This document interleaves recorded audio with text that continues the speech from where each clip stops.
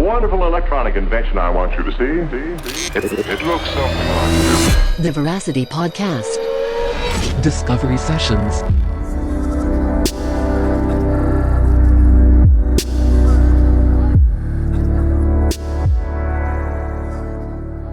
Hello and welcome to this week's episode of the Veracity Podcast. I had the opportunity to sit down with Gavin Rose, who is a cannabis consultant at the Original Farm, which is actually one of Victoria's only registered retailers since legalization back in October. Gavin's been working in Victoria's cannabis industry for 4+ years and has experienced the entire transition from the gray market to full legalization. This episode was definitely one of my looser conversations, and we talk about everything cannabis. So if you're interested in an intimate and honest take on legalization here in Victoria, you're going to get a lot out of this one. So without further ado, enjoy the show. Why don't we just start with your journey into becoming, would you consider yourself a cannabis connoisseur or a cannabis expert, bud tender? I don't know, like I guess to some people maybe I'm a cannabis expert. To other people I may seem like a cannabis connoisseur.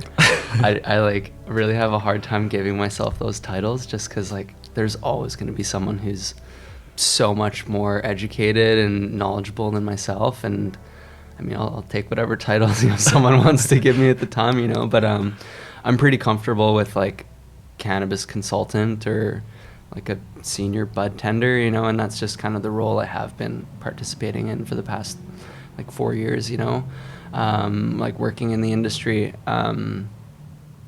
But yeah, I guess that's where I'd put it. All right. Yeah. Cool. So yeah, let's talk a little bit about how that came to be. Mm-hmm. Well, it didn't start too far from here. Just in the gorge, there's a tiny little dispensary, which has seen many names and is now a licensed retailer called Clarity Cannabis. And so several years ago, about 4 or 5 years ago, it used to be called Gorge Cannabis Dispensary. And it was just this really small company. I think there was maybe like 4 people working there. And it was just right in the heart of the gorge, which at the time was like a pretty rough area. Like one of the kind of like halfway house type of like overnight places was just like right down the street. So we saw a lot of street people and a lot of addicts, and it was just like a very unique environment to be working in. But that's where I got my foot in the door of the cannabis industry in Victoria here. And yeah, I just started bud tending and kind of because there weren't very many people working there, just kind of doing all of the odd jobs from purchasing to weighing out the product and like doing the inventory and like doing all the photos and the managing the website and just like serving all the customers too, right? So it was really neat to just kind of get the full overview of like what goes on in this type of business, I guess. But yeah, from there, like it slowly grew from having 4 employees to this many and that many, and got to the point where Gorge Cannabis Dispensary rebranded into Medijuana, and they started opening other stores. They opened one store up on Johnson Street, and it used to be this little garbage haul for the Ageless Living Market, and it's this tiny little alleyway. And it's like, I mean, probably not even any wider than the reach of my arms, and that became their second location, and then a little time afterwards, I helped Medijuana open one of the first dispensaries out in Souk, and yeah, help get that up and running, and then an unfortunate event, but I ended up leaving Medijuana, and it was just kind of the time, and I was like transitioning into moving into the city. I was I was living up in North Saanich at the time, and I was just kind of like moving out onto my own and having to find a new job and find a place to live and stuff, and messaged a buddy on Facebook who had a posting, looking for a roommate or whatever, and I went and checked out his place. I was like, yeah, this is cool little basement suite. It was, I had no idea what to compare it to because I didn't really have any friends out here yet, and I hadn't really like been to anyone's place. So I just like, I had nothing to compare this little basement suite to, but it was a total cave. After checking this place out, I was stoked and just kind of like checking out the neighborhood, like, okay, where's the grocery store? Like what's around here? And just cruising through the neighborhood, I ended up, driving past Pharmacy, which was kind of like one of Medijuana's like competitive companies at the time. And I was like, oh, like this is Pharmacy, like cool. I've never been here before. So I just stopped in, and security guard let me in, and I went up to the reception desk, and they're like, hey, like how can I help you? And I was like, oh, never been here before. Like I used to work at, so-and-so, and I was wondering if I could speak to a manager. And Al comes walking over, the manager, and we shoot the shit for a little bit, and I was like, you guys hiring? And he's like, well, yeah, like send us a resume, and we'll take a look at it. I was like, well, I don't have one printed off, but I have like a digital copy on my phone. I could just email it to you right now. I was like, do you have a business card? And sent him my resume, and like the next day he gave me a call. He's like, you want to start tomorrow? It's like, perfect. Yeah. So that's how I ended up getting a job at Pharmacy, and I've been with Farm for almost 4 years now, and it's been awesome and just a really great place to get my foot in the door of the industry. Like Farm's been super legit for as long as they have been, in existence, and just even walking in for the first time, seeing the clean professional space with just an astronomical number of products of, everything under the sun, and especially the edibles at the time. This was before edibles got banned on the South Island. So, man, you name it, like beef jerky, lollipops, little carrot cakes, all infused with cannabis, and double dunked Oreos. Like those are my favorite. But man, it was really cool. But yeah, like my time since with Pharmacy, they've opened a second location, and I'm at the downtown store now, and they've gone through a rebranding as well, just with the legalities and things with the Cannabis Act, and cannabis dispensaries no longer being allowed to be called dispensaries or like anything that has any sort of medical association to the name. So had to kind of nix the ACY on the farm, and then we're just the original Farm now, because there was a company in Vancouver as well that was just called The Farm. Okay. But their kind of branding and like kind of model of things is kind of a little similar to ours, but we've been around for longer, so that's why we went with the original Farm. Yeah. But so just to backtrack a little bit, you experienced the gray market in its full entirety. Totally. At full capacity. Totally. Right? And of course, since legalization, there's been a lot of shifts, which we'll talk about. But just curious to hear about what that looked like sort of during the peak of what you would call the gray market. Yeah. Well, like it was the Wild West, man. There's no rules yet, like the whole industry, what made it gray was that they were pushing the limits of what was allowed, like federally selling weed in a store is super against the law, but it's so much a part of culture on the West Coast, and especially here in Victoria, that at one point in time we had nearly 50 dispensaries, and I was just lucky enough to work in one of them. But it was just crazy, just smoking joints in the back, and working after hours and having drinks, and just kind of continuing your work as if it was just kind of like this fun like thing. Like it was just like super unique to be in that space, and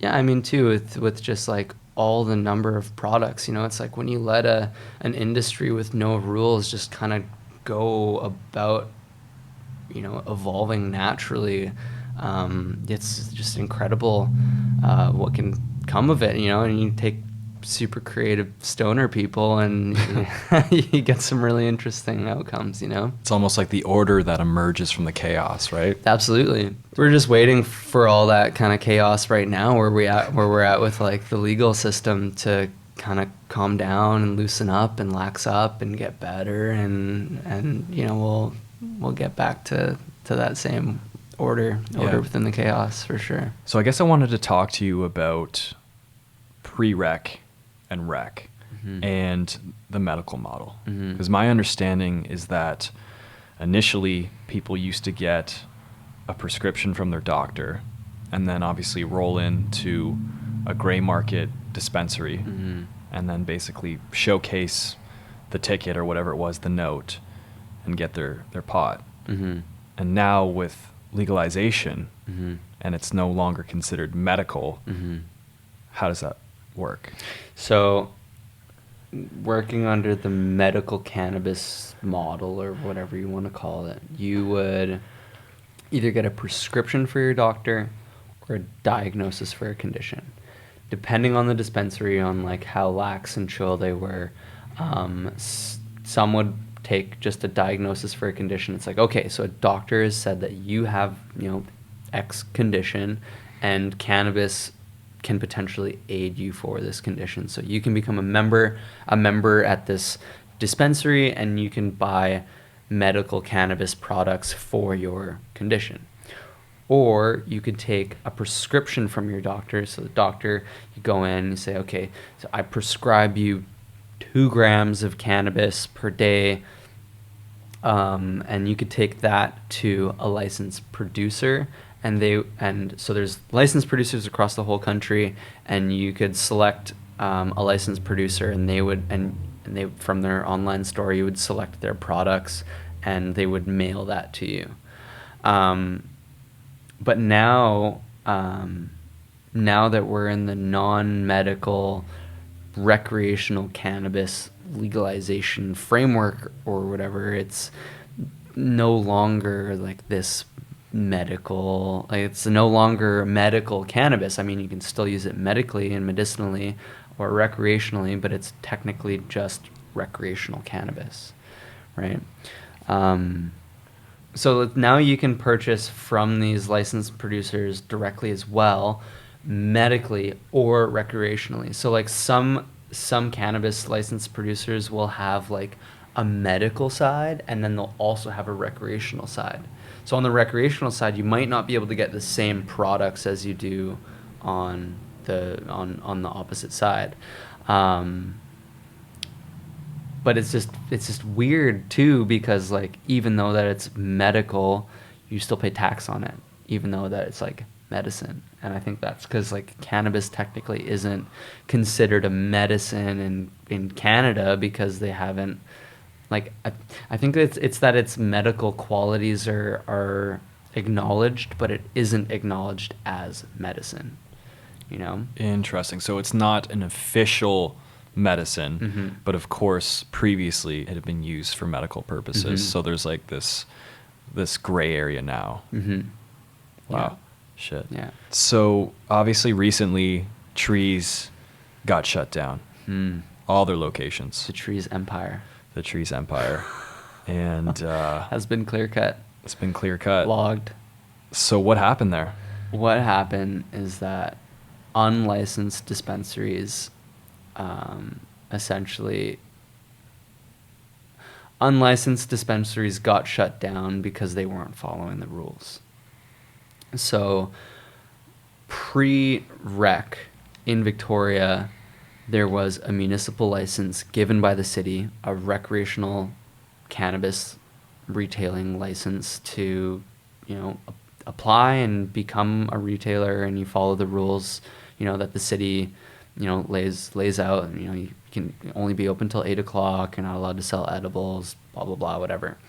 But before legalization on October 17th, that municipal license expired, and many illegal dispensaries many of the licensed dispensaries continued to sell the same product even though that their license has expired, and then they're technically breaking federal law because now that cannabis is legal cannabis is legal, they're no longer selling legal cannabis, they're selling illicit cannabis because it's not taxed or tested, right? Wow. So that cannabis tax hasn't been paid on it. Like if you go into a legal retailer now, you'll buy product that has an excise tax stamp, just like a pack of smokes, and that dollar per gram or 10% per weight has been charged on that flower, and 75% of that goes to the province and 25% of that goes to the federal government. And that's one aspect that makes it legal. And then it's also batch tested so that we know how strong it is, you know that it's a clean consumable product. And these stores still continue to sell product that may not have been tested and definitely wasn't being paid tax on, from the growers or the distributors, or I never really shopped at Trees, but I'm not entirely sure if they were paying taxes, but yeah. So they got shut down. Did you know that they were operating like this the entire time? Yeah, and that's why we closed our doors on October 17th at farm, is because we didn't want to risk, breaking the rules, because we didn't want to risk not being able to get our retailer's license, right? Yeah. So, and you guys took a huge hit, right? Huge hit. Just hemorrhaging money, paying staff to stay on so that we could keep our staff when we come back, and paying for rent downtown, paying for rent in Hillside, continuing to pay the staff that stayed on, and not be making any money at all for 7 months, right? So that's like a huge bullet to bite for a business, despite being as successful as pharmacy is, at one point in time, pre-rec, right? So, we knew what Trees was doing, and sure, they were getting fines for from the city, by operating, but if I was the city, I would, I don't mind them being fined for doing what they were allowed to do before. But now that the rules outside of the city have changed, the city's not going to go through the effort of shutting them down, and that's why they probably waited for the community safety unit to come in and shut them down, right? They're Vancouver, based thing, to... Yeah. And they were obviously, they were making a killing too, just given the fact that they were still operating in the gray area and having access to all these different strains that they previously did, that of course with legalization you guys weren't, because there was all these loopholes, or sorry, not loopholes, but barriers and boundaries and whatever it might be that. So how many businesses now are operating legally in Victoria? So there's 3 licensed chains. Okay. There's Farm, we have 2 stores. So there's the downtown store, Johnson and Douglas, and then there's the Hillside store over on Scott Street. And there's Clarity, who has a store in the Gorge, the Gorge Cannabis Dispensary, Medijuana, where I worked years ago. Your boss is probably going to hate you for this. Where it all started years ago. It's all right. We're all pretty much selling the same shit, It's all the same stuff. But you're doing it with love, right? But we're all doing it a little bit different, right? Yeah. But yeah, so Clarity, and then they're opening up on Johnson in a tiny little hole in the wall at the Ageless Living Market. And then Clarity and Farm are both going to be opening the first dispensaries in Langford. So that's coming up later this year, which is exciting. And, Farm plans to grow throughout the island, but Langford's the next step. So, yeah, hopefully later this year or early next year we'll be in there. Yeah. And like you said previously, it's just moving exponentially at this point, right? Totally. Because everybody's jumping on board, the industry's exploding. There's obviously no shortage of interest. And so, but it's just a matter of like following all the rules. You know, it's like, this is no longer like it's better to ask for forgiveness than permission. It's like follow all the rules until the rules relax up, and then, you know, kind of test the waters. It's like constantly test the waters, but follow the rules as much as you can, because, you know, it's huge fines. And I mean, like, look at some of these huge LPs that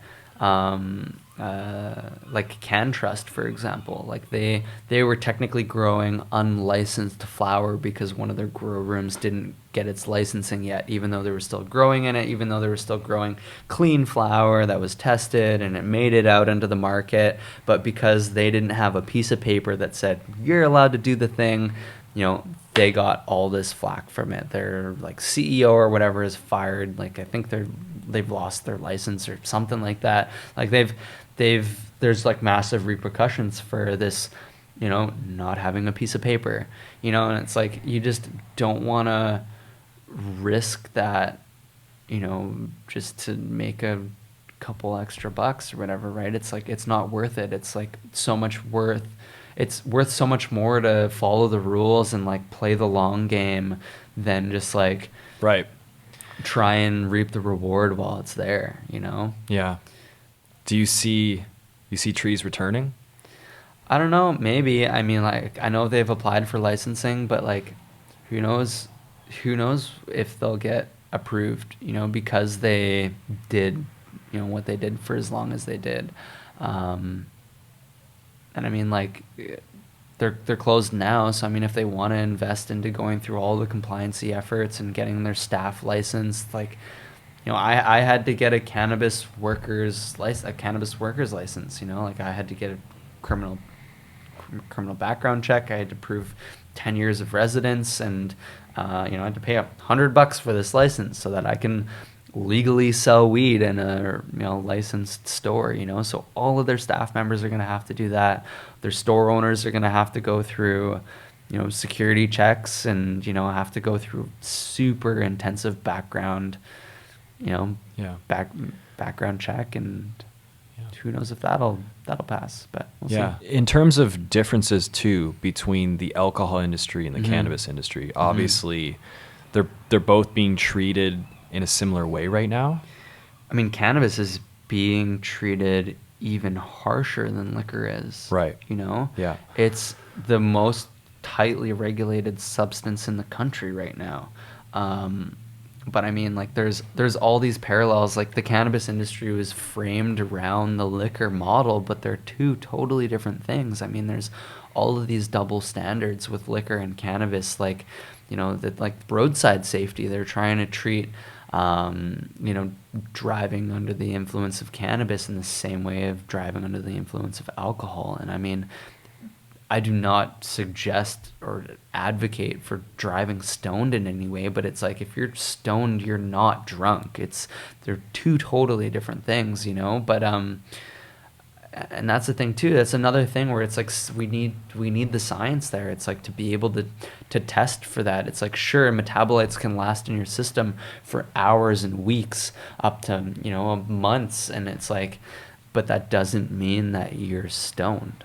Right? Yeah. It's like, I've been pulled over with red eyes before and had to do the whole walk test and spin around in a circle and follow the pencil with your eyes and not move your head, and tilt your head back for 30 seconds and tilt your head back down when you think 30 seconds is over. And it's like, I passed, but because my eyes are red doesn't mean that I'm you know, it doesn't mean that I'm impaired. Right. And you weren't impaired, right? I wasn't impaired. I smoked joints hours ago, you know, and it's like, yeah, that's the blurred line though, right? Is totally. Because with the alcohol model, it's based off of a percentage in your blood, right? And now it's based off of some sort of swab with a certain amount of THC, but THC is a completely different molecule. First off, there'd have to be probable cause for them to actually pull you out of the car to do that roadside test. You do the roadside test, you fail. Then they have the then they would in order for it to actually win in court, they would have to take you to the hospital, take your blood, and then test your blood, and all of that would have to happen within 2 hours. If it ever passes that a cop can take your blood on the side of the road, that is so much bigger of a situation than roadside driving. Like, they had to have that's a human to rights lose the issue. sovereignty of your own body in that way is a way bigger issue than the issue at hand, right? So Yeah, it's a difficult one for sure, right? totally. It's it's not an easy fix. It's complicated. Yeah, for sure, to say the least. Yeah. Absolutely. Growing pains. Yeah. Ouch.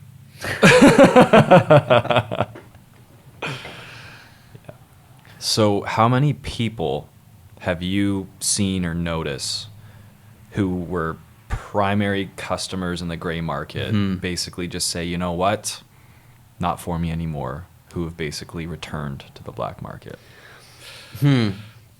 Well, that's the thing, is I can't really see who's going to the black market. Right, but I'm just saying, but based off of what, like, your insight in terms of what you've observed, because I have heard that the black market has definitely grown since legalization. I think the black market until now has grown since legalization. I think with, these big raids happening where, people who were growing a lot for these stores are like starting to realize it's like, okay, well, maybe this isn't as safe as it used to be. It's like the laws, like if you break the law in the cannabis space, like the jail time and the fines and stuff are just astronomical, man. Like, it's crazy what you could go to jail for. It's like if you smoke a joint with a underage kid, it's like you could go to jail, longer than you would if you like assaulted that kid, probably. Really? Probably, man. Fuck, I wish young Nick was here so he could Google it for me. But, but yeah, like, straight up, man. Like, it's...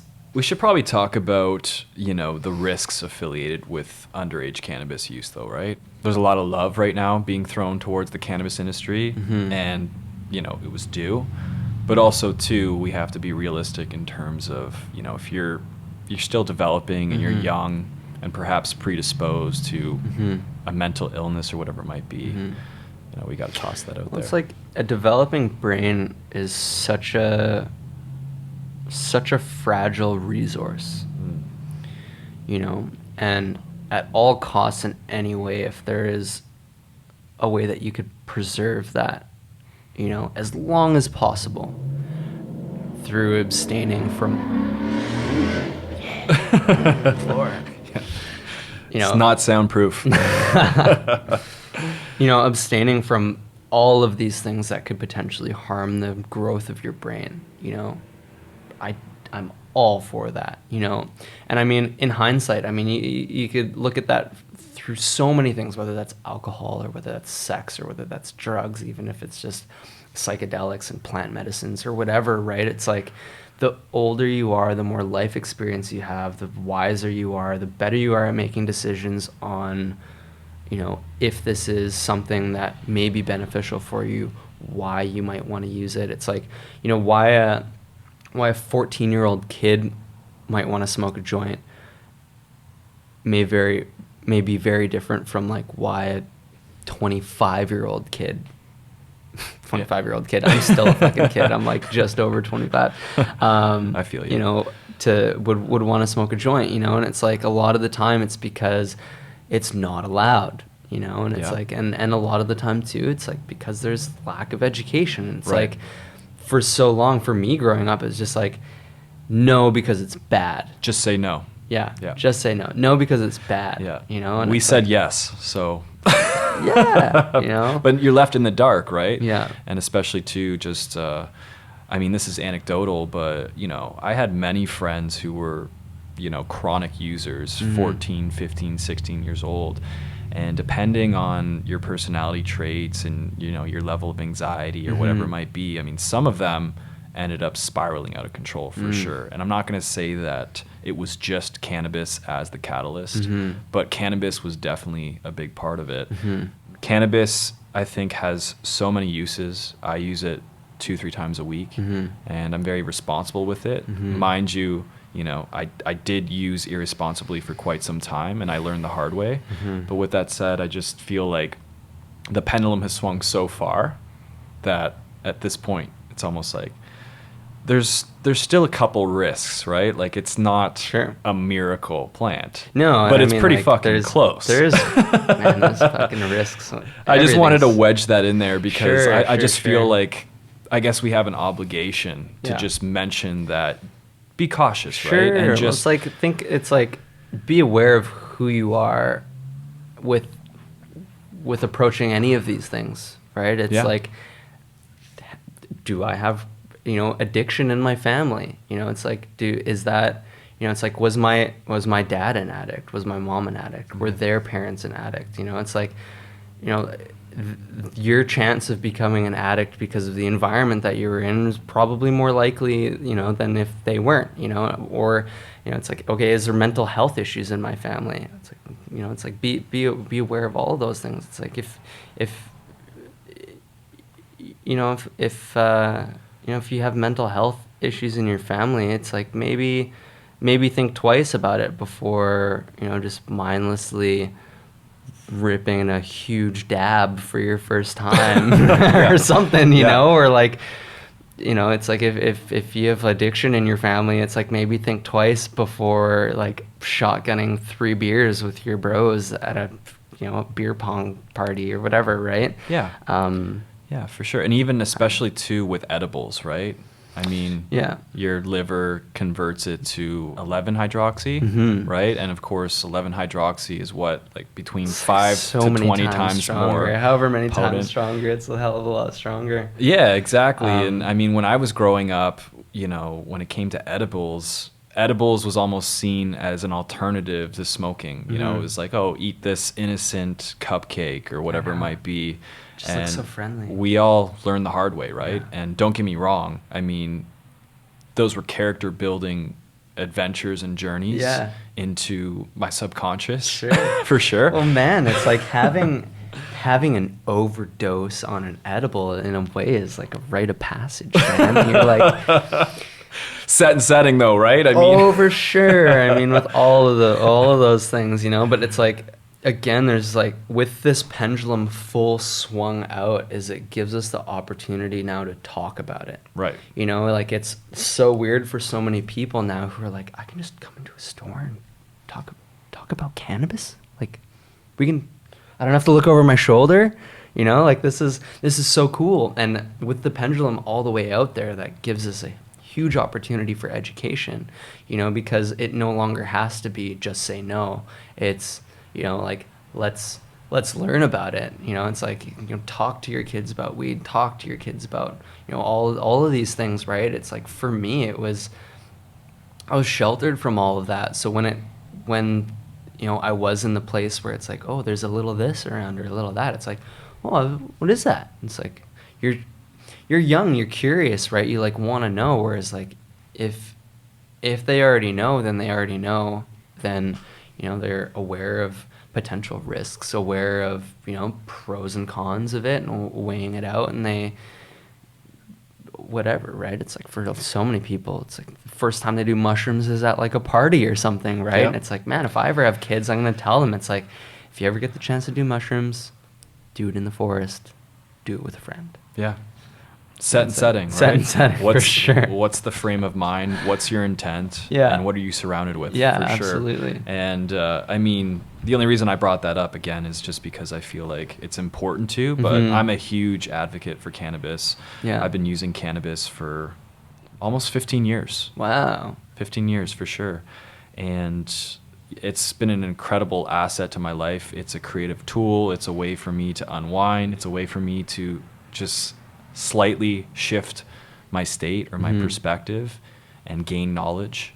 And it's a way for me to just explore. And I've used it to and integrated it with my current spiritual practice related to just mindfulness and meditation. And so, of course, that was a progression and I turned out okay. But at the same time, I do have a handful of friends that became chronic users and just spiraled out of control. For sure. And it's so easy to do, man. It's like, I've been there too, you know, where you wake up and hit the bong, you go to work, you come home on your lunch break and hit the bong, go Yeah. back to work, finish work, Yeah. hit the bong, you Yeah. hit the bong until you go to bed and you wake up, and it all happens all over again, right? And it's so easy to have an unhealthy relationship with any Anything. substance, right? Or any, doesn't necessarily have to be a substance even. Sure. Well, I mean, I guess like cheeseburgers are a substance, but you Could can be have your phone. Could be your phone, totally, man. And it's Yeah. you know, that's a whole other can of worms. Right. You know, on safe consumption of course. of your socials, right? Yeah. But I mean, Media consumption. from my perspective too, if we're going to compare cannabis to alcohol, cannabis 100% is the sure. safer route. It's like how many people's weed killed Well, that's just it, right? It doesn't from like weed on its own, right? It's zero. yeah, something like that. I mean, don't quote me on that, but I believe it's actually zero. Yeah. There have been accidents that Yeah, have taken for place. sure. I mean, people have ended up in the hospital Yeah. because they've felt as though, you know, the sky was collapsing or they've had a panic attack or whatever. But again, it might be. too, like that's a level of education, right? It's like Right. think about the number of people who may have gone to a hospital and really didn't need to go to a hospital, right? It's like if they were educated and the people around them were educated, and it's like, oh, you just had too much of a brownie, or oh, you took one too many bong rips, and it's like, we're just gonna lay you down on the couch over here. We're gonna turn on like your favorite TV show, set you up with some water and snacks and stuff, and Yeah. Chew you know, on that pepper. chew on that pepper. I mean, all the little tricks, you know, of helping yourself calm down. Yeah, so 101, if somebody ate one too many brownies or one too many gummy bears, what advice would you give them? Yeah, well, I mean, all of those things, just the general ways of, you know, calming yourself down, focusing on your breath, breathing, and just, it's gonna be fine, you know. But like pro tips, I mean, you can definitely, you know, chew on some black pepper. There's a terpene, an essential oil in the black pepper, which interacts with your some certain cannabinoid receptors, which could really help kind of calm things down. Other people have found help with like citrus fruits, the rind of a citrus fruit or something, or vitamin C. And I mean, CBD is really effective, can be really effective for a lot of people too, if you have access to that. I mean, there have been times where I've, you know, taken one too many dabs, and, you know, there was some CBD isolate there, you know, at hand, and it's like, you know, take a big dab of some CBD isolate and just kind of brings you down and Yeah. loosens you up a little and Yeah. kind of brings you back, you know. CBD is an anti-psychoactive, right? Yeah, anti-psychoactive, I mean, anti this, anti that, and I mean, the list is so long, but essentially, like, CBD can really help to just kind of mitigate some of the psychoactivity from THC and just kind of round off the high. You know, it's for a lot of people, THC can be overly stimulating, and, you know, with CBD, you know, being anti-anxiety and antidepressant, and, you know, just really relaxing on the body. Anti-inflammatory as well, Anti-inflammatory as well, yeah. It's just really chill. Just Yeah. kind of brings you back. Yeah, personally, I love a 1-to-1 ratio. Mm. So with 1-to-1, it's basically the same ratio between THC, CBD. Yeah. And that for me is just the perfect marriage. Yeah. And it's just a delight. Yeah. You know, I get a little twinkle in my eye, slight shift of consciousness, Yeah. a little bit of a glow, Just enough. and then I sleep like a baby. But you're still all there. You Oh, know, for it's sure. Like Yeah. a lot of the time. So, prior to getting into the cannabis industry, I was going for my commercial pilot's license. So I was flying planes a lot when I came out here. So for me, flying, I use a lot of analogies of flying when it comes to kind of describing the cannabis experience, and like getting to altitude, you know, and your height of your psychoactive journey, right? With CBD, it's almost like you're like a hot air balloon, but you can't really like drift away because you're still like anchored into the ground. So CBD kind of lets you only get, you know, like you're just right there. You're just kind of in the pocket, you know. It's like right below the clouds, just high enough that you get the overview effect, but, you know, not too much where you kind of drift off Yeah. into the... It's like a tree, right? Yeah. Like as tall as the tree is, the roots also need to, you know, Yeah. be planted in the ground a certain amount. Yeah, you got it. Yeah, I've been really enjoying the number of CBD strains that have been coming into the store. Yeah. Like this one strain I've absolutely fell in love with. It's called Mango Haze. Okay. This company out of Ontario called Color grows it. Ontario, the place to grow. Man, who would have thought? But realistically, though, like there's a couple of companies out of Ontario that you're like, whoa, man, they're like, all right, Red can? doing a Right? Red can. Yeah, I don't know about that. But yeah, Color, they grow this one called Mango Haze, and it's like 5% THC and like 13 or 14% CBD. It's like a little over a 2-to-1, like pushing almost a 3-to-1. And man, smoking that in the morning, like have a cup of coffee, got my book, smoke a little spliff or something, play a game of chess, and just like wake my brain up that way.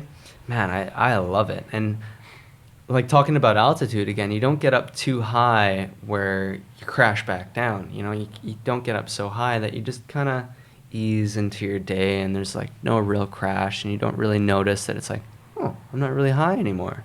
Yeah. Right? You just kind of get this like nice little like wakeful, like pull your head up, kind of start the day, wake your brain up with all these little things. And yeah, the last time we had a talk, you were talking about terpenes and terpene profiles. Yeah, so I mean, using cannabis, smoking it or vaporizing it specifically, the inhaling of it is very much like complicated aromatherapy and chemistry kind of coming together to cater a specific experience.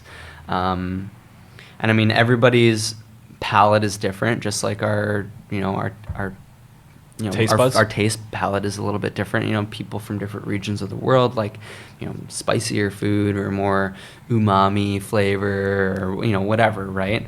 And, we all have our olfactory preferences as well. Like for me specifically, when it comes to sativas, I love the really piney and kind of citrusy profiles. It's just, for me, that like really kind of clears me up and really kind of clears my head. And I mean, all of these terpenes interact with the cannabinoids in the plant, THC and CBD and all the other trace cannabinoids in this beautiful dance, which people are now calling the entourage effect.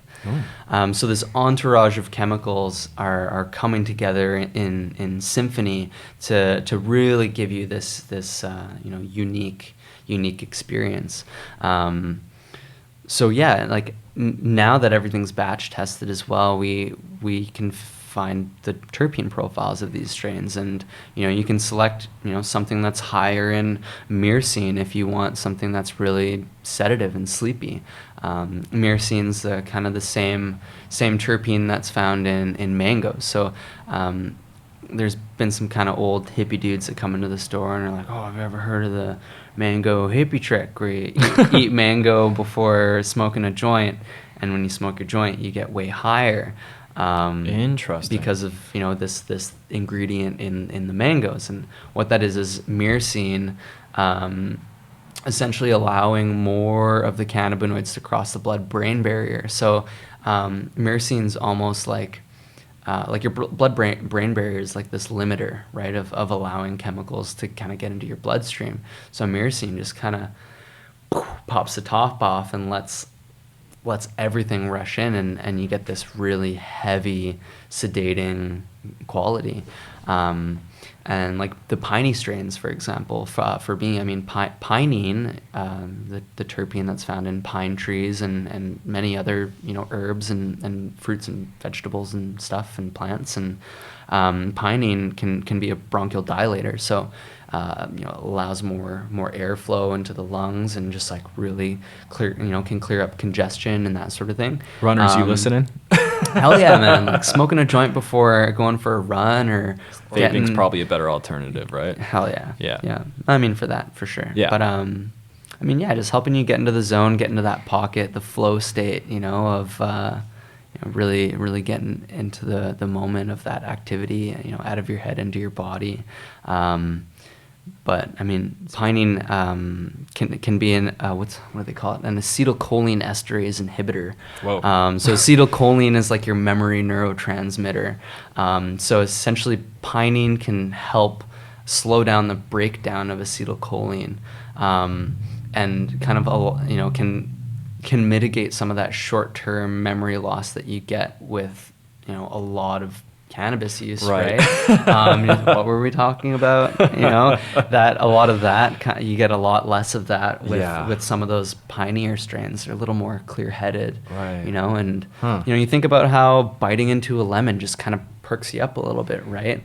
All of these different terpenes have these slight different nuances that have an effect on your experience, and being able to hone that in and figure out what your palate likes. It's like some people are like, yep, spicy food all the way. I know how spicy I like it. I know what types of herbs and spices to put in the food to taste this way. Or other people, it's like, this or that. And same sort of thing is like you can kind of pair your terpene profile to the type of experience that you want to have, in the way that we pair wine to the meals that we eat, or pair beer to, whatever, right? Whether seasonally even, right? I've had some people in the past who smoke indicas during the winter and smoke sativas during the summer, and it's like, okay, well, I guess that makes more sense. If you're a little more homebodied and in kind of hibernation, you smoke the indicas in the winter. Awesome. I like that. And you're out and about, on the beach and going out doing hikes and whatever, and sativas are nice and stimulating and get you active and going, right? Yeah. So speaking of unique experiences, and of course, like the cannabis experience, tell me about Cannabis Journaling. So last time you were on, that blew my fucking mind. It's really easy to forget what you smoked last, whether it was good or whether it was bad. Number of people that come into the shop and are like, oh, what was that last thing I got? It was it's like, man, keep a cannabis journal, it's like, write it down. It's like, I'm super ADD, and if I don't write it down, it's not getting done. Right. It's like, I have to stay organized. And it's like, if you want to get better and grow your cannabis like knowledge and your experience, and like grow your cannabis awareness of like what these things are that you like and you don't like, it's all useful information, whether that's specific strains. Like for me, for example, like for some reason, kosher kush makes me super allergic. I get super stuffed up. I bust out in hives. I get itchy. My eyes get red just from it being in the room. And I mean, if I'm handling it, it's even worse.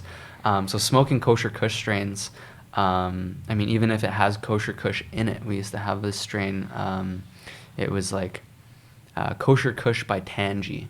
I think I forget what it was called, but even smoking that, it's like I would get really congested at the top of my nose, and I just couldn't breathe through my nose at all. And some people can be allergic to specific terpene profiles, and there might just be something about that specific kush terpene profile. I mean, I've loved other kushes. I mean, I love the pinks and everything else, but yeah, something about that just really offset me. So being able to like write it down and go back and see, even if it's not just smoking strains, but say a person's really trying to dial in, medicating with oils or capsules or whatever, right? It's like, okay, well, how much of this tincture am I taking? How strong is this tincture? How many drops am I starting with? When am I dosing? When did I start to feel the effects? What were those effects? How did I feel? How long did they last? It's like, how was I feeling that day? It's like, what did I eat? What was my set and setting? What was, all of these variables go into what that experience is going to be like for you. Wow. Right? It's not getting stoned is no easy feat, man. It's so complicated. It can the deeper be you look at it, right? For sure. Yeah, it just seems like such a sophisticated approach, and also applicable just given where we're heading, right? Is especially to like when it comes to the original farm. You guys are very sophisticated and have just, this essence. And I think that's really important too, is that of course during the black market in particular, somebody showed up in a Honda Civic or whatever it was, with 40 minutes late. 40 minutes late. Nothing against Honda Civics, but Or black market drug dealers. Thank you for all your hard work and risk that you've done to get us kind of where we are now, but that was obviously the experience that many of us had, and now it's just that progression and that evolution, and even just journaling about your experience, writing it down, reflecting on how a strain made you feel, so that maybe moving forward you could pick a certain strain depending on what the purpose is. Like for me, obviously, prior to a hike, I smoke a sativa in particular. Hell yeah. A higher THC sativa, just to stimulate me and get the body going. Yeah. The blood flow and heart rate up. Yeah. And just soaking it in, right?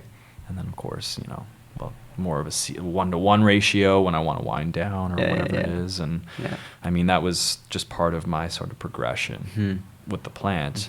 But I mean, not that that's overly sophisticated, but that's sort of where I'm at. Sure. But it's certainly a far stretch from where I was, where whatever it was, I just toss it in my bowl and smoke it. It's just weed. See man. what happens, right? But there's so much more, and the science behind it. Yeah. And Well, I mean, there can be, right? And it's like now that the research is going in that direction, and now that we're like learning so much more about that, it can be like that, but it doesn't have to be like that. There's always going to be people who just want to crack a Budweiser and drink beer for it being beer.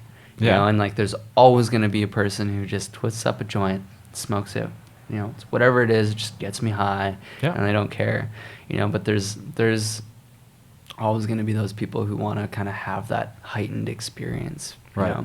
Yeah. And I think legalization's definitely played a big part in that. For sure. And it seems like you are so much more optimistic about legalization than the last time we talked. Yeah, well, I mean, like it's all I can be right now. It's like before all these illegal stores got shut down, I was still optimistic because it's like it's the only place that makes sense to be right now. It's like if we're not optimistic, then what are we doing? Like we're in this for the long run. Like we closed for 7 months. Everybody working there went on EI, and we're just like, okay, we got to play the waiting game now, and the waiting game and the waiting game, and it's like it's only going to get better. It inevitably has to get better, and it will get better. But at the same time, I'm not just like hoping that it gets better.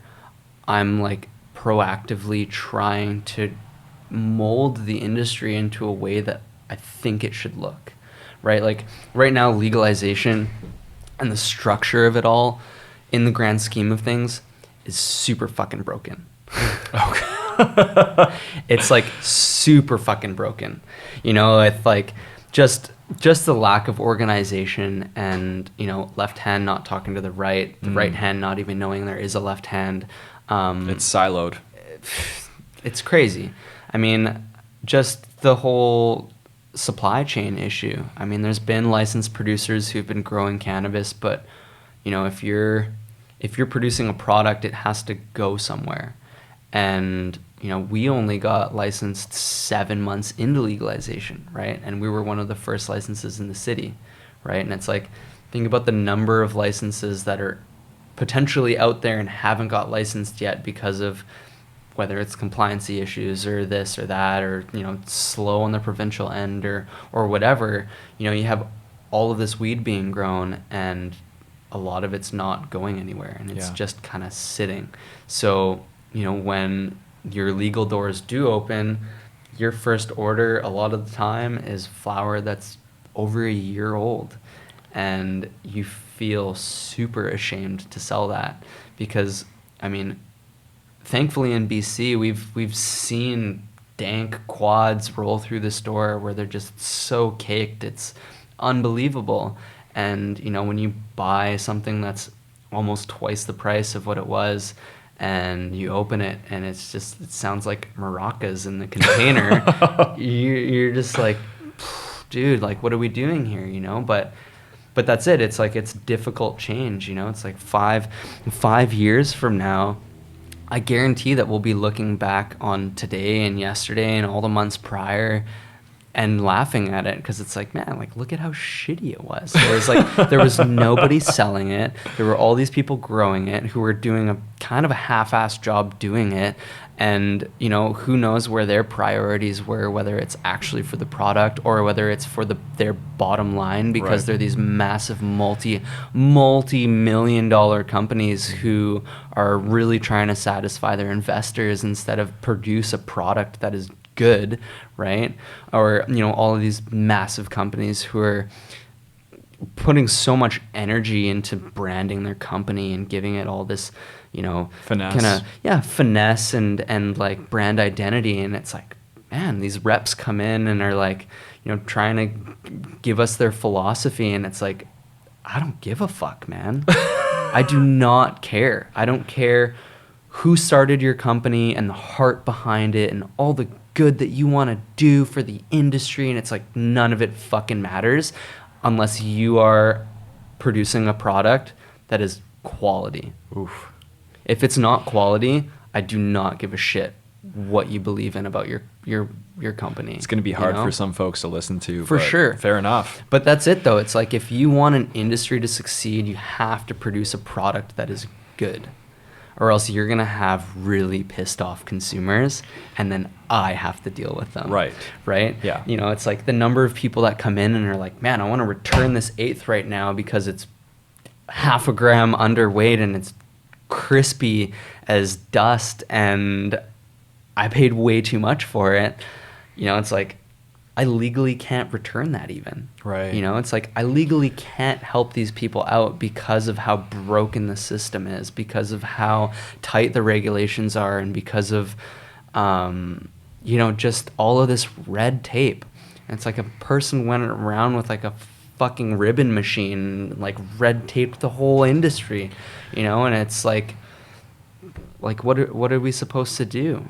You know, this is important to hear though, right? Sure. Because you're on the inside and you've been in the industry during the entire transition from gray to green. Yeah. Right? Yeah. And I think this is very valid. We got issues, and like as BC consumers, I feel like we have a little bit of a responsibility. Right. You know, it's like cannabis legalization for the rest of the country is really fucking cool. You can walk into a store, show your ID, look at all this cool stuff, buy it, and get high. Wow. Wow. It's a dream. It's a dream. Dream come true. And then in BC, it's like, you know, the rest of the country has taken its first baby steps in legalization, and we've taken a massive leap backwards. That is so bizarre. In getting legalized, right? And it's like we've had every product under the sun, and now we're restricted to loose bud, pre-rolls, and super low dose oils.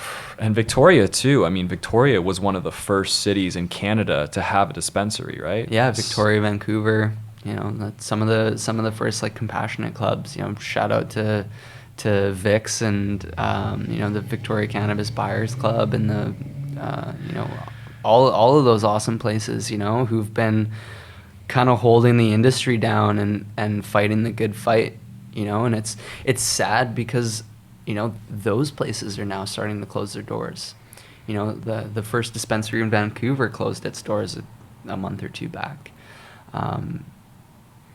And it just sucks, you know, because like there's all of these people who've been fighting for so long to get us to this point where we are now, and then to get to this point, you know, if I were in their situation, I'd almost feel super let down, you know, because of the way that legalization looks.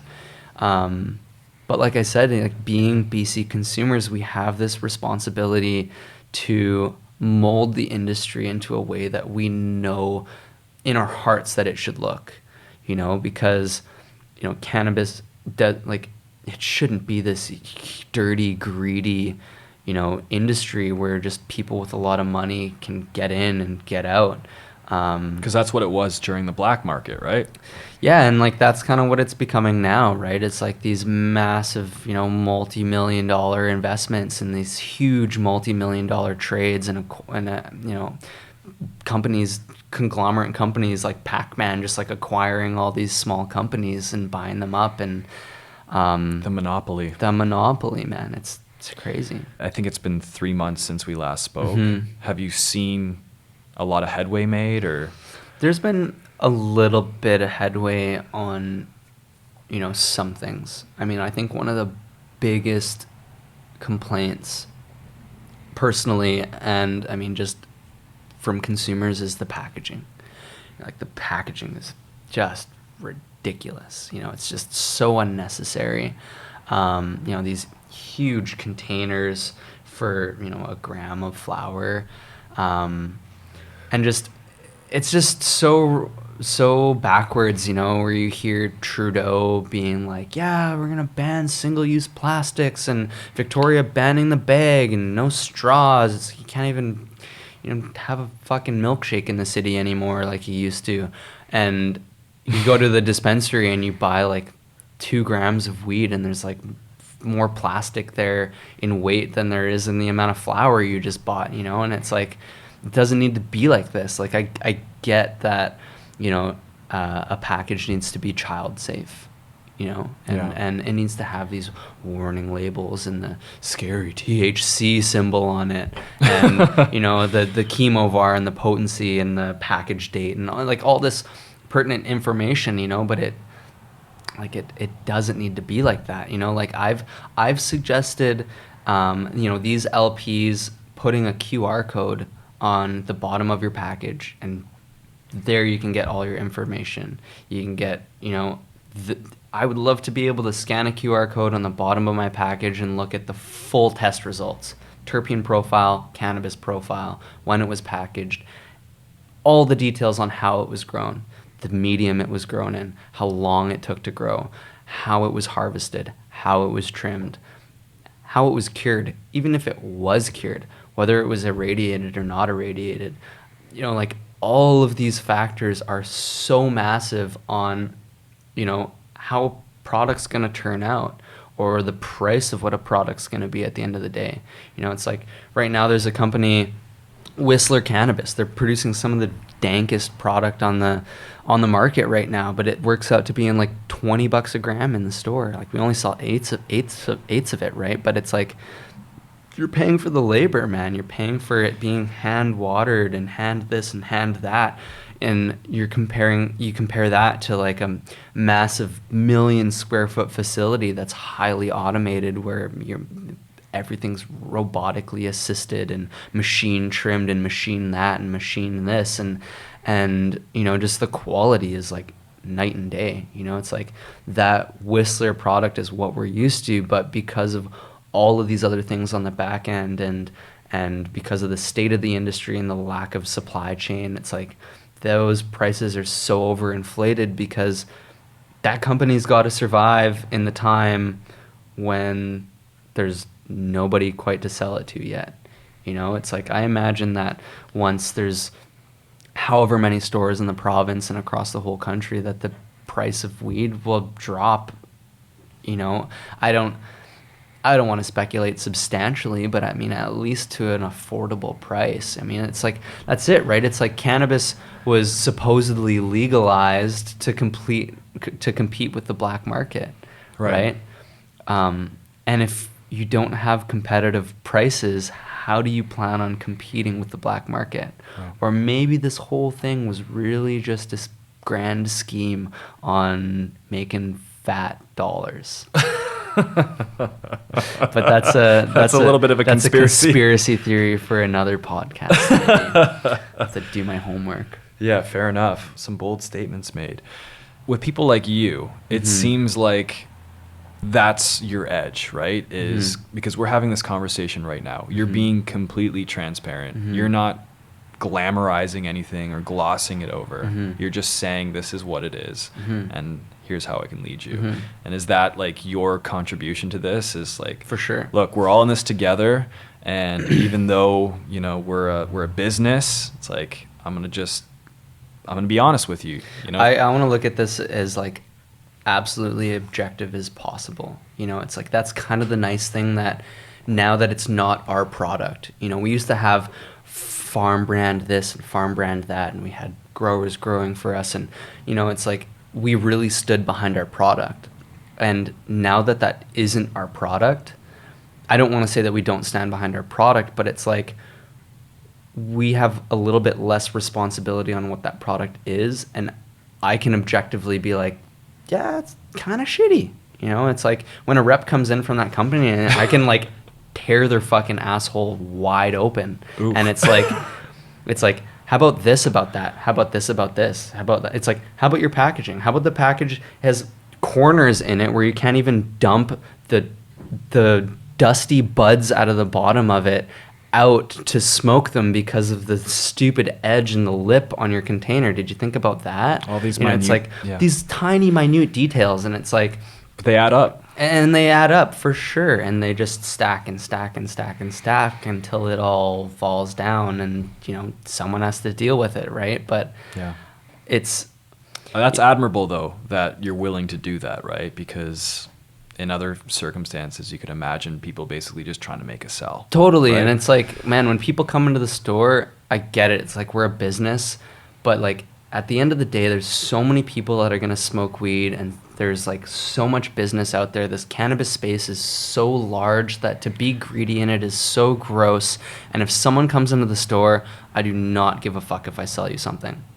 It's like I will so happily waste everybody's time that's standing in line right now so that I can have a one-on-one moment with you where you feel comfortable being educated in a safe place with safe products, and you know, you can feel like you took something away from that, even if you don't walk out with something, you know. And that's like that's a huge thing for me, you know. It's like I love being able to just like tell someone about something, and then them being able to go home and think about it. Yeah. And then they come back and they're like, hey man, I talked to you last time, and like I did my own research, and like you're totally right, and I love everything that you're saying, and let's do it. And like by doing that, you're not just like locking in that one sale from like that one time that they're coming in, but like you built a lasting moment with that person, and you kind of like become that person's person, and you're like, hey, like nice to see you again. And like every time they come back, you're building a relationship with this person, and you get to know this person, and you get to know what their preferences are. And it's like, you know, like they might come in 6 months from now and I'll be like, hey, I have just the thing for you. Take my word on it. Yeah. You're going to love it. It's like, here you go. It's like, I know, you know, what your budget is and blah, blah, blah, and how much you're typically looking for. It's like, boom, like wow. Get that. And they come in and you're like, when you like hit that nail on the head, that is such a good feeling. And it's such a good feeling for them that they can trust you in that. Right. You know? Yeah. Wow. That would go a long way for sure. And I'm just thinking about, you know, the beer store or whatever it might be, right? Liquor store. And yeah, I mean, it's a completely different approach. Totally. Nothing against that industry, but I mean, you know, if you had a conversation with the cashier, you might be able to get some insight, right? But I mean, obviously, when people are stepping in a farm, the original farm, so much more than just a cashier. yeah, you're developing a relationship. You're talking to them about why they're using and what the intent is and what strains they've had previously, and like all this context to sort of build up to that perfect purchasing decision because you care. And I think that's what's so profound about cannabis is some of the most compassionate, wonderful people I've ever met have been avid cannabis users or affiliated with it. Not to say that, you know, alcohol is the counter to that. Sure. I mean, I enjoy a drink just like anybody else, but I guess... Thanks, Phillips. Shout out to Phillips. But yeah, no, it's just, I think that is what is going to really make this special. And it's really the people behind it, the people purchasing, that have to sort of come forth and basically pave the way, right? Yeah. We're like definitely on the front lines of the industry, and like take a lot of flack from that too, but we also like really get to see the best parts of the industry, you know, face to face and eye to eye, right? Yeah, when we were under the medical umbrella before, and you know, people would come back, and like I've literally had people tell me like I've saved their lives, and it's like, Oh, What? wow. What? Like, what do you mean? And it's like, it's like, I'm just doing my job, you know?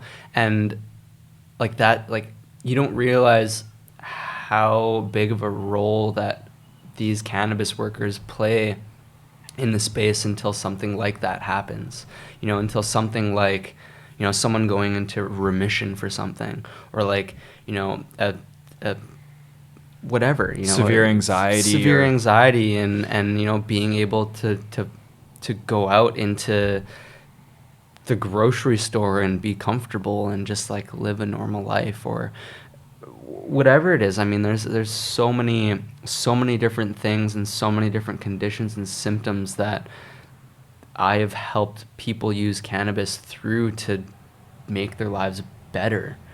And that's kind of one of the sad things about legalization being non-medical recreational cannabis legalization, is that That's so bizarre to me. it's so backwards again too. And there's like another big leap backwards, is that, I mean, I get it, there's not a lot of double-blind placebo studied science out there, but there's enough fucking anecdotal information that I can say it worked for this person, you could try it and it might work for you. Right. You know, but when someone comes into the store and is like, hey, so I have, you know, rheumatoid arthritis and an autoimmune disease and blah, blah, blah, blah, blah, and I want to use cannabis, like, what do you recommend?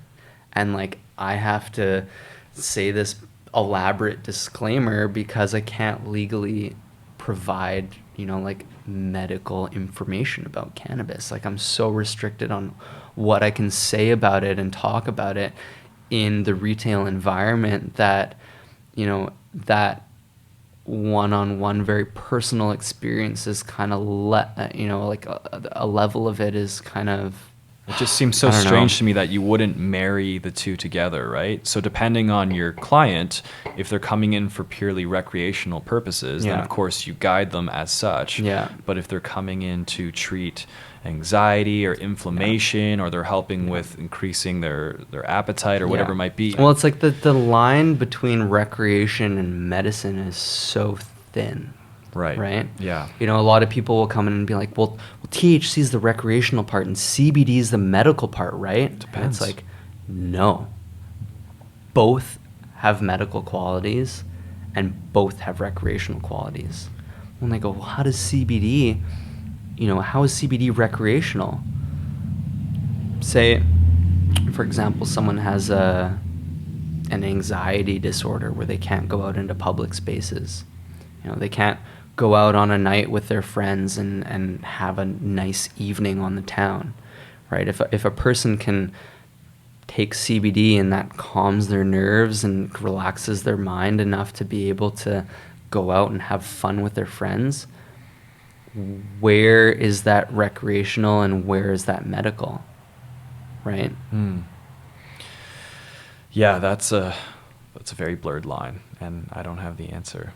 It doesn't exist. Like, I mean, I could even make the argument that I use cannabis medicinally to an extent. Sure. It helps me relax, and it plays its role. It's a ritual. It's a sacrament. It's Yeah. like it becomes a part of your lifestyle in a way that it's just part of the whole routine. Yeah. You know, like there's something that's very, I don't know whether it's just something that's been done for so long, but sitting down and taking a bud and breaking it apart and grinding it and feeling that bud bust in the grinder and the teeth, you know, break it apart, and then, you know, opening that and smelling it and looking at it and seeing it, and then putting it in your paper and like feeling it and really just molding that into this marijuana cigarette that you know enjoy. It's sacred. Smoking, it is sacred, man. It's a Yeah. sacrament, you know, and that's like such a huge part of the experience, is like everything that goes into before that, you know. Right. It's like, it's not just inhaling it and THC touching receptors in your brain and in your body that's the experience. It's like everything that goes into to to preparing it, right? Yeah. It's and then you can even take that preparation further, and it's the experience of going to the store and purchasing it, right? And the conversation they're having with you, right? Precisely. And then it goes on the back end of that, and it goes into the hands that it touched in growing it, from that seed or that clone to a full flowering female plant. You know, it's like that is all part of the ritual too. Yeah. Right. Even for me too, creatively, sometimes when I'm hitting a wall, right, I literally will smoke a joint and then I'll review my work. And that is so beneficial to experience the work with a different perspective, to just slightly shift my perspective and to see it with novelty. It just, like, I'll be honest, it's a game changer for me. I don't use it all the time, but I mean, it has a multitude of purposes, For right? sure. It's multi-dimensional, and I feel like alcohol is great. We got birds on the roof. Cool. Seagulls. Yeah, it's real. But yeah, when it comes to alcohol, don't get me wrong, like alcohol has its purpose, but alcohol is simply depressing the nervous system, right? It's a painkiller. Marijuana is so much more complicated than that. It's a psychedelic, it's a stimulant, it's a depressant, right? I mean, it's a variety of all those, or a combination of all three. And yeah, I think that's important to, you know, just to be mindful of as we move forward with legalization. The edibles and you know, the legislation around that, you know, it's like maybe we'll have lounges and maybe we'll have restaurants and maybe, you know, all of the laws on how controlled advertising and that sort of thing will lax up. I mean, like right now, I mean, the first 4 months that we were licensed, we were so slow because we couldn't tell anyone we were open. You know, it's like everybody knew we were closed because everybody was coming to us and then they couldn't come to us anymore, right? But we couldn't tell anybody that we were open because advertising in the cannabis space is illegal. And you have to kind of like walk this tightrope of, you know, figuring out where the threshold of what you're allowed to do is, you know, and that's kind of one of the most exciting things that I'm stoked on, is because like that's kind of the avenue that I'm going towards, you know, like in my 7 months off, you know, I tried to be as productive as I absolutely could. You know, it's like I was on EI and you know, I still had money coming in, but it's like I didn't want to just sit around and smoke weed all day. Like I'm sure there was a lot of people that did, and there were, I mean, even one of my coworkers put himself through like a biology degree or something. Like he went to school on the 7 months we were off, you know, and it's like my time off I just spent planting seeds and like really trying to like set myself up for this part now where we are in the industry. And it's like I started a cannabis video production company with my homies from Studio 549 in Chinatown, and you know, we were just super excited to do video work in the industry and you know, like share our talents and, you know, what we've, you know, taken in, you know, our own personal kind of experiences with cannabis, and then, you know, share that, you know, like I love the one-on-one interaction over the counter with customers, but I just know with the information that I have and what I want to get out there and what I want to be said and told, like doing it one person at a time is so inefficient, you know, and I have such a creative mind that I know that that's just not the way that I gotta do it, and I could just like feel that for so long, you know. It's like 3 years into the industry, it's like, okay, like I don't want to be just a bud tender forever, you know. It's like I love bud tending, it like just strikes a chord in me for sure, but it's like that's not what I'm meant to do. It's not your purpose. That's not my purpose. And like for me, like doing video work and sharing what I have to share and what I have to teach through videos is so much more efficient, because the reach is so broad, you know. yeah, we're really excited. We started Beach Glass Productions, and like we have a couple clients, and one of our first clients is the Original Farm, and we're really proud to be working on like our first few videos with them, and really stoked to, you know, see where it goes from there. You know, like getting our door in with, you know, like Farm as legit as they are, and you know, just I know it'll just be like a launch pad into the industry, and just really stoked to be getting in early and just be doing it. You know, it feels right. Yeah. Yeah. That's exciting. Yeah, man. That's really exciting. So stoked. Yeah. I saw the pilot video that you guys put together. The Terpenes video. Yeah. Hell yeah. I thought it was great. Thanks, man. I mean, I obviously do video work myself. Mm-hmm. That's my my expertise, and I mean, you guys got it, right? I'm not touching that industry. I'm jealous. Leave it to us. Man. Yeah. I'll just leave it to you. But no, for what it's worth, from like creative to creative, it was solid. Yeah, I appreciate that. It was solid, Yeah, for much sure. respect. Of course. I'm going to pee quickly, and I had 2 more questions for you. Yeah, pee quick. All right, so before we park it, I wanted to talk to you about the inverted cannabinoid system. You know, there are some people who sativas act one way and indicas act another. You know, indicas are super stimulating, and you know, you're up all night thinking, and you know, your friend might smoke an indica and pass out beside you, or you have a sativa and it just makes you pass out, and your friend, you know, they're up chatting away, and you know, you're conked out beside them. And again too, like it just kind of drives that like arbitrary, like binary of sativa and indica. You know, it's like we love putting labels on things so that we can understand them.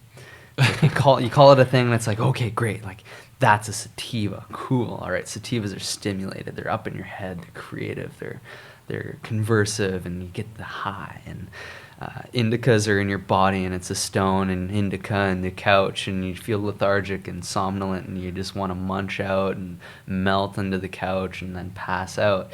But it's like that binary, you know, the line in between what divides indicas and sativas is so murky, just as murky as the line that divides, you know, medical cannabis and recreational cannabis, right? And Nuance, right? Nuance, and that's like the beautiful thing about science coming on and being able to understand this a little bit more. And it's like, I know a lot a bit about cannabis. You can try that again. I know a lot a bit about cannabis. You know, it's like there's like, we maybe scratch the surface on like what we know about this plant, but there's just so much to it that it's so complex that like I don't know anything about cannabis, man. You know? That's honest. And that's it, right? It's like with this science, we can understand it a little bit more. Like apparently $155 million has been allocated towards cannabis research in Canada alone this year. That's exciting. Super exciting. But what isn't exciting is how tightly regulated and restricted and how difficult it is to study cannabis because you need to get a research license. Okay. Right? And that's really hard. But with this, like moving in that direction of you know, peeling back the layers of like what this thing is and understanding what it does and how it interacts with our endocannabinoid system and what that endocannabinoid system is in all of our bodies, you know, being this thing that's as new as it is. Like I think it was only discovered in the 90s, and it's massive. Like it controls how you feel when you want to get up, what you want to do, and you know, how sleepy you are and how hungry you are and your mood, and like all of these different things. Is like the endocannabinoid system is interacting with all these different parts of your body. And it's so unique to the individual to the point where it's like totally different for other people. Right. You know. And we share the endocannabinoid system with a lot of species as well, right? Yeah, every mammal, fish, and bird and insect. Insect? I don't know. But pretty much everything has an endocannabinoid system. Yeah. I mean, like recently I got, Luna and I got budgies. And my one budgie, we gave him a little shower and his wings were a little wet and he flew off my chest and donk, crashed into my my metal dresser, and he got a concussion. Oof. Got a little bird concussion. And you know, we took him to the hospital and they gave him some stuff, and I was like, let's give him CBD. Why the fuck not? You know, it's like, It's harmless, right? Literally. it's not like my bird's gonna get stoned. Oh, yeah. So, you know, so put a little bit of CBD on some millet and feed him the millet, and he loves it, and he's just like super chill. Like, you know, we gave him CBD and he went to the hospital and he was so well behaved. Like last time he flew around the As they do, right? you know, he was super scared, but like, you know, this time he was just mellowed right out. He's like, all right, doctor's gonna check me out and it's gonna be cool. You know, and it's like, I think fish even have endocannabinoid systems, you know? Yeah. But it's just so fascinating, you know? And also, too, the last time we chatted, you were talking about THCV, Yeah. which I had never heard of before. So, I mean, a lot of people have heard of THC. You know, a lot of people have heard of CBD. CBD is kind of starting to take off, but there's, you know, hundreds of cannabinoids in the plant. You know, we call them trace cannabinoids just because the way that the cannabis is right now, you know, there's a little bit of a whole lot of things going on. You know, in the plant, there's over 400 chemicals, you know, happening, and including the cannabinoids and the terpenes and flavonoids and anthocyanins and this and that. I mean, it all adds to it. But one of the most interesting ones, and the one that I'm most excited about research is THCV, tetrahydrocannabinol, which is found in high quantities in African strains. So African landrace strains like Durban Poison or Malawi Gold, and there's a number of them. Red Congolese, green Congolese. These strains have THCV, which is really interesting in the sense that it's a biphasic cannabinoid. So it has two different functions depending on how much you take. So at small doses, it can be like very calming and very clear-headed, appetite suppressing even, super stimulating, and in high doses almost acts as like the opposite. So some people are kind of trying to brand THCV and, you know, these THCV strains as skinny pot because of, you know, the whole, you know, like health movement of, you know, being active and using cannabis and that sort of thing. But like maybe in the future that will be, you know, something, you know, we might have THCV dominant supplements, and hell, I'd love to start my day with a, you know, high THCV, high CBD strain. Like, who knows? That might be amazing, right? Yeah. Like, just feel super clear-headed and just straight as an arrow. And Yeah. but And you were saying too that it has an inverted effect on our short-term memory, right? Where generally cannabis obviously does affect the short-term memory, especially with chronic use, but THCV doesn't have the same effect, or yeah, is that still? I don't remember exactly. I know that like in high doses, it's like almost not psychoactive, but like psychedelic. You know, Interesting. So it'd be really interesting to like play around with THCV edibles in the future. You know, like who knows what a high dose of THCV would be like? Maybe that would be like a mild mushroom trip or Yeah. something like that. You know, it's it's exciting. Yeah, you well, know? I would say even just THC in Yeah. itself, in terms of edibles, for me has been extremely psychedelic Hell and yeah. humbling. Yeah, for sure. Yeah, the great teacher who tells you what you need to hear. That's right. Not what you want to hear. That's right. Yes, sir. Yeah, like one of the best edible trips I've ever had was in a sensory deprivation tank. I took a 50 milligram indica edible and my body disappeared instantly.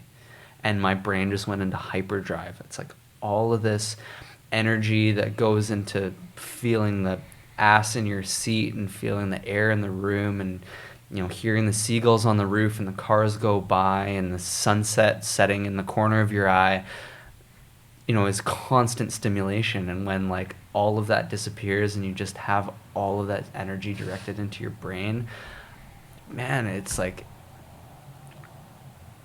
my brain was on fire, man. It's like I was trying to calculate the freezing point of an electron so I could stop time. Like it was crazy. I had to. How did that project turn out? Not very well. I don't think I understand physics well enough. I was gonna say. But like, did you pitch it? No, I got out of the tank like 3 times to ask the guy at the front desk to Google something for me because it was just like, it was incredible how just just where my mind went and how fast it was going, you know. And despite it being an indica edible, it was just like so body melty, but it's like everything was just lucid. Yeah, it was great. Beautiful. Yeah, man. Beautiful. Yeah. Well, shit. I mean, I think we covered a lot of ground. Sure. And that final bit there was like a little bonus piece, a little taste of, you know, what's in there. Yeah. Just a wealth of knowledge. But yeah, I mean, thank you so much for jumping on again. Absolutely. And hopefully the audio is is up to par. And with that said, man, I mean, we'll have to do this again for sure. Absolutely. Because you are just a repertoire of information when it comes to cannabis. Yeah. And I'd love to pick your brain again. Cool. Well, I'm excited to share, you know, what information I collect, you know, on the way from now till that point, you know, because I mean, it's just so crazy how fast the industry is changing, and you know how, yeah, I mean, it's you can't even hold on to it, you know. It's the second you feel like your feet are steady, the industry has changed under your feet, and kind of reminds me of politics a little bit. As soon as you feel like you got it. Yeah. But yeah, I can't wait to get out, you know, what I collect. So yeah. And actually, right before we park it here, the original farm is theoriginalfarm.com, right? Or is it .org? I don't think so. I'm gonna have to Google this one, man. Yeah, let's just. I want to be sure. Yeah, because I feel like that's really important. Yeah. I mean, you guys are doing great work, and especially too, just your transparency and the love that you put into it, and I think people really appreciate that. So. Yeah. So it's originalfarm.com. Yeah.